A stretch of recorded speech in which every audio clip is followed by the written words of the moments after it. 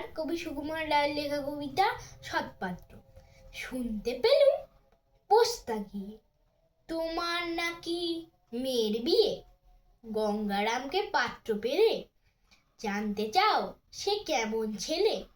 মন্দ নয় সে পাত্র ভালো, রং যদিও বিজাই কালো। তার উপরে মুখের গঠন অনেকটা ঠিক পেঁচার মতো। বিদ্যে বুদ্ধি বলছি মশাই, ধন্যী ছেলের অধ্যবসায়। 19টি বার ম্যাট্রিক এসে খাইল হয়ে থামল শেষে। বিষয় আশয় গলিবে যায়, কষ্টে সৃষ্টে দিন চলে যায়। মানুষ তো নয় ভাইগুলো তার, একটা পাগল একটা গোয়ার।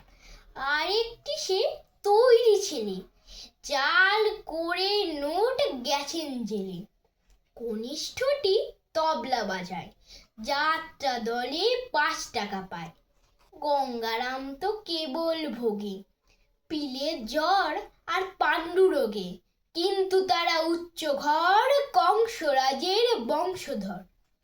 শ্যামলাহিড়ি বনগ্রামের কি যেন হয় গঙ্গারামের। যা হোক, এবার পাত্র পেলে, এমন কি আর মন্দ ছেলে। নমস্কার।